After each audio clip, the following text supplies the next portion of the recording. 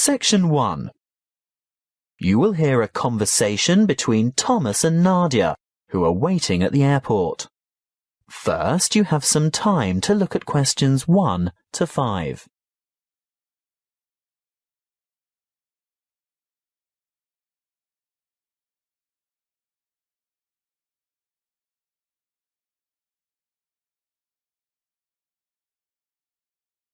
Now we shall begin. You should answer the questions as you listen, because you will not hear the recording a second time. Listen carefully and answer questions 1 to 5. Where have you been, Nadia? Browsing in the bookshop. What took you so long? You said you were only going to be away 5 minutes. I was only gone for a quarter of an hour. Well, it seemed much longer than that.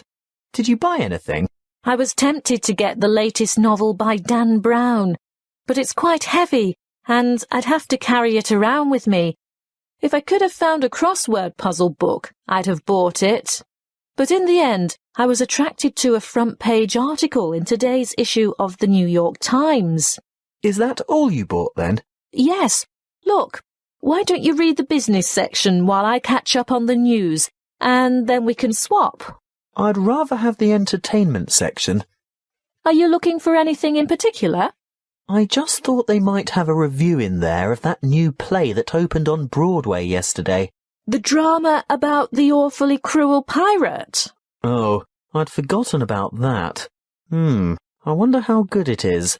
Actually, I was thinking of the new comedy, the one about the physician. Dr. Hunter. That's the one. Well, when I was in the bookshop, I overheard a couple talking about it, and they said it was fantastic. Not in the least bit boring. They especially liked the actor who played the main part. Very smooth, apparently. Lots of fun, then? Well, according to those two, they thought it was hilarious. Ooh, we'll have to make a point of seeing it when we get back. Definitely. We didn't have time for breakfast, and I'm hungry. Do you fancy a coffee and a muffin? Sounds like a good idea. And how will you have your coffee today? Long and black as usual? I think I might have something different this morning. What? You don't mean a flat white or some other milky one? Oh, I don't know. I want something to perk me up. An espresso, short and black with sugar? Perfect. Will that be with a chocolate muffin or a berry muffin? I'll try to stay off chocolate. The berry sounds healthier. And I'll have a plain one with butter. Won't be long. Before you hear the rest of the conversation, you have some time to look at questions 6 to 10.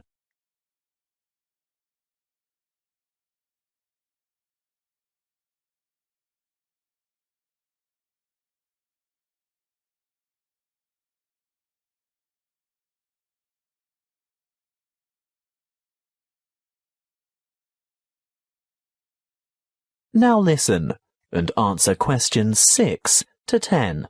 Here you are. Mind the coffee. It's really hot. Thank you. I'm really ready for this. Have you thought about what we should see when we get to London? The Tower, of course. I've always wanted to get a look at the crown jewels. That is where they keep the jewels, isn't it? I think so. And what about the wheel? I hear it's quite extraordinary.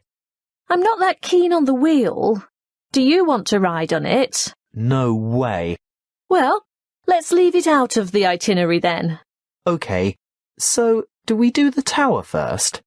Yes, that's the idea. And then we absolutely have to go to Westminster.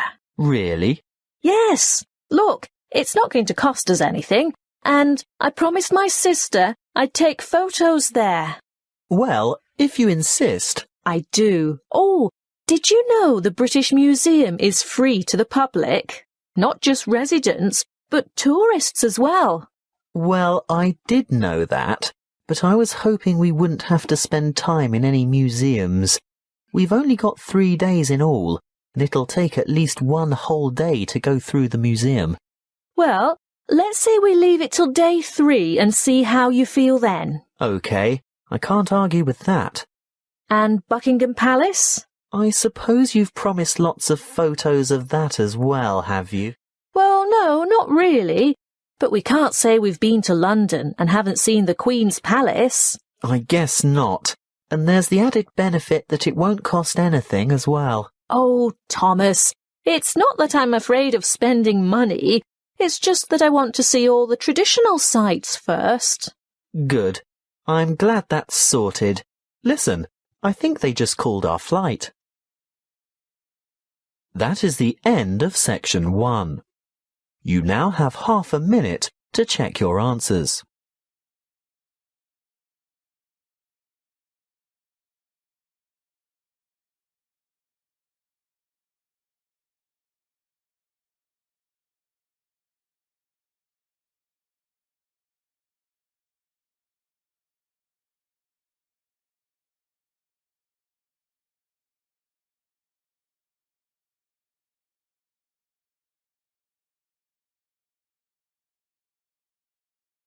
Now turn to section 2.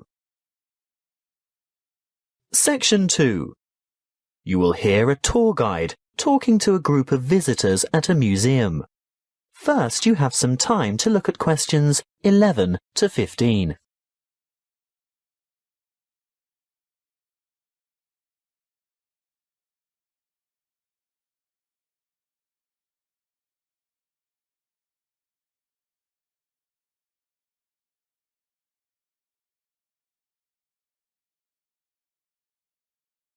Listen carefully and answer questions 11 to 15. Welcome to the museum. Before we go inside, I'd like to remind you of one or two things. Firstly, you'll be pleased to know that admission is free to all visitors, so explore at your leisure, and if you can't take it all in today, you can come back again and again without any charge at all. Opening hours are from 10 a.m. to 5:30 p.m. most days, but the museum closes a little later on Thursday and Friday evenings. There are new multimedia guides available in 10 languages. They can be picked up from the desk in the covered courtyard for £4.50, and you can have it with you all day, from opening time in the morning until half an hour before closing. But you will need to produce ID. A passport, driver's license or national identity card are all acceptable. These multimedia guides have audio commentary as well as images and an interactive map for easy navigation. They're simple to operate, and you will get a more detailed insight into many of the objects in the various galleries. As a security measure, apart from your camera and a purse, wallet or small handbag, your other belongings such as large bags, coats and umbrellas will have to be left at the cloakroom. Please note that the museum has recently revised the regulations for the size of bags and parcels that it will accept in its cloakrooms. I think the maximum size is 40 by 40 by 50 centimetres with a maximum weight of 8 kilograms. The only exception to this is prams and pushchairs. There is a charge of £1 per item. The main cloakroom is to the left of the main entrance, and there is another one at the north entrance. It may seem obvious, but may I remind you also that you should set your mobile phone to silent or turn it off altogether while you are in the museum, and do not carry or consume any food or drink in the exhibition halls. If you are hungry, there is an excellent restaurant where you can purchase a light lunch or a full meal. If it's just a hot beverage you want, then I can recommend taking a break at the Gallery Cafe. Before you hear the rest of the talk, you have some time to look at questions 16 to 20.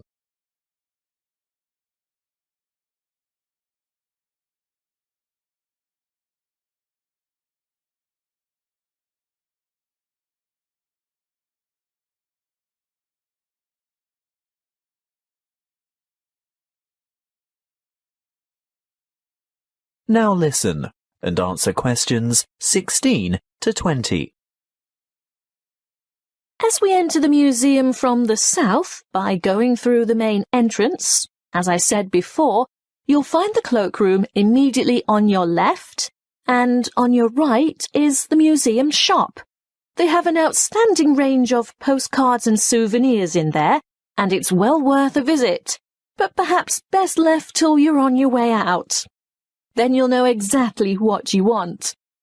The big room to the right of the entrance, behind the shop, is the reference library. Straight ahead of you, yes, the huge circular room is the main reading room.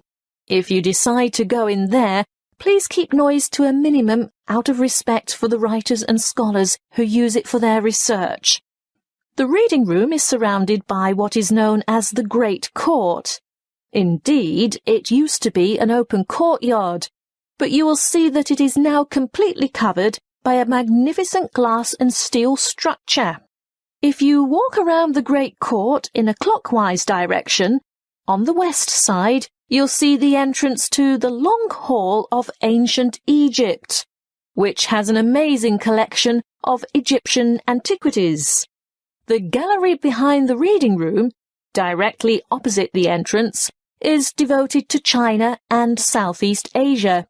Here you'll see Chinese civilization explored chronologically from the Neolithic period through to the 21st century. The restrooms for both men and women are located in the northeast corner of this floor, but don't worry, there are others available on the floors above. Another huge gallery extends along the eastern side of the courtyard, and this is given over to Greece and Rome. The sculptures in this section are absolutely spellbinding. Take your time looking at all the exhibits, and when you're ready to view what's on the next floor, take the magnificent marble staircase by the entrance. That is the end of section 2. You now have half a minute to check your answers.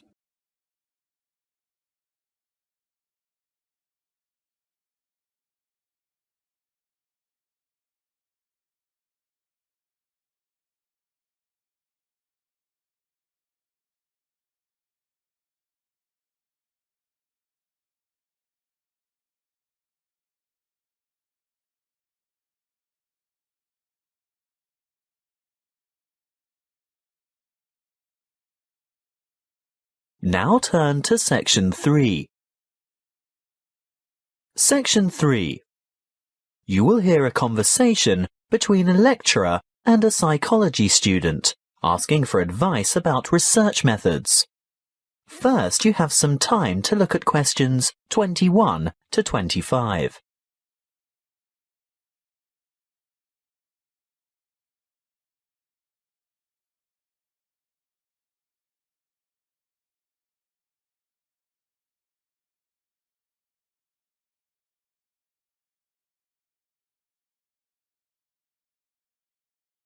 Listen carefully and answer questions 21 to 25. Good morning. Now, what is it you want to discuss today? Good morning, Dr. Reed. This assignment you've given us is the first psychology experiment I've had to do, and I'm not sure where to begin or which steps to take.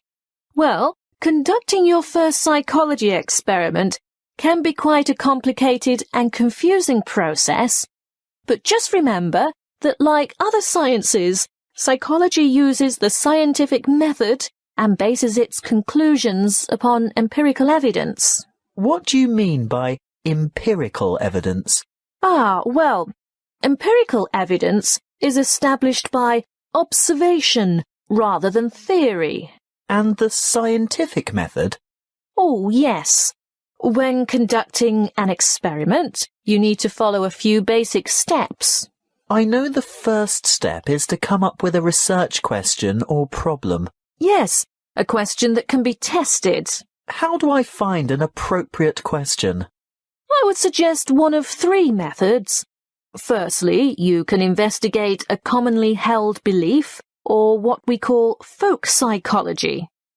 I see. So I could examine the belief that staying up all night to study for an important exam can adversely affect test performance. That's right. In that case, you would compare the scores of students who stayed up all night with those of students who got a good night's sleep. I think I could do that. Well, alternatively, you might want to consider reviewing the literature on psychology. You know, published studies can be a good source of unanswered research questions. I'm sure you've read papers where the authors note the need for further research. So I would come up with some questions that remain unanswered. Correct. But there is a third source of ideas. Just think about everyday problems and then consider how you could investigate potential solutions. OK. Perhaps I could study various memorization strategies to find out which are the most effective. That's the idea. Next, you need to define the variables. You know, anything that might have an effect on the outcome of your research. Yes, I remember we learnt about that last week. Yes, that's right. Then you have to develop a testable hypothesis that predicts how the variables are related. For example, students who are sleep-deprived will perform worse in an exam than students who are not sleep-deprived. Exactly. Once you have developed a hypothesis, you must carry out background research. I can use books, journals, online databases and websites. Yes, all of those. I covered the reasons for background research in last Friday's lecture, didn't I? What you have to remember at this stage is to take careful notes and generate a bibliography of your sources. Before you hear the rest of the conversation, you have some time to look at questions 26 to 30.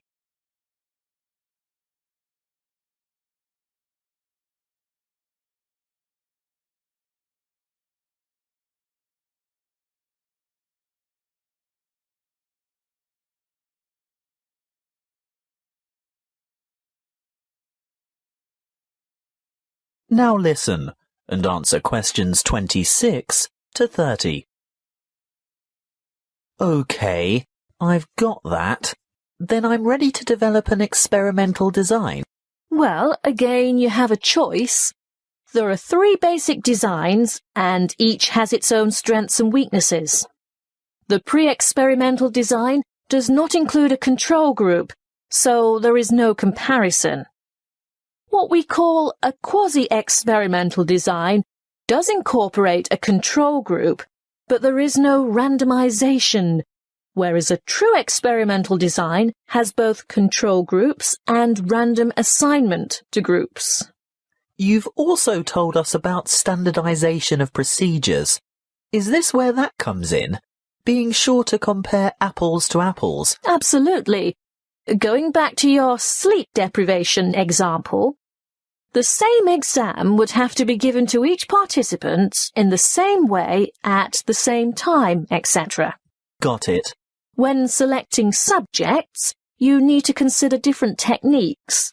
If you were to go through with your sleep deprivation experiment, you would need to ensure that your experimental and control groups were standardized. That is, all third-year accounting students, for instance.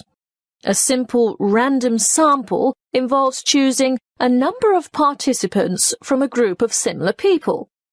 On the other hand, a different kind of study might involve a stratified random sample, where participants are randomly chosen from different subsets of the population. You mean subsets with distinctive characteristics, like age, gender, race, socioeconomic status, and so on? Precisely. Then the next step is to actually conduct the experiment and collect the data. Then I have to analyze the data. I'll be dealing with the statistical methods for analysing data in next week's lecture. Oh, good.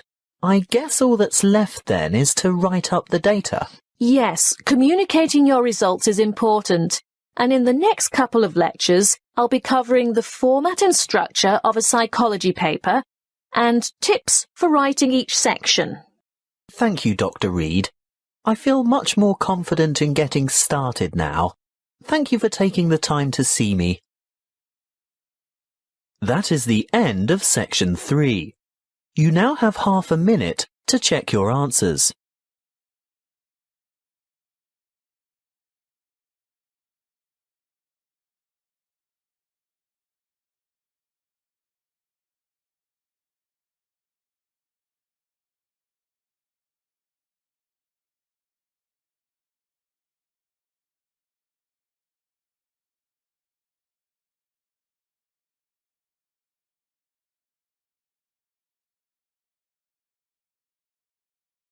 Now turn to section 4.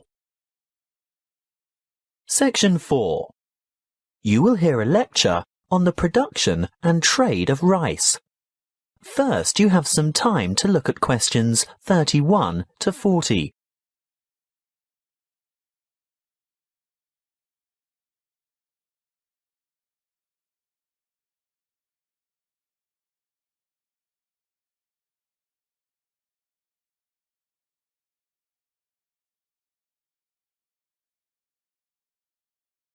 Listen carefully and answer questions 31 to 40.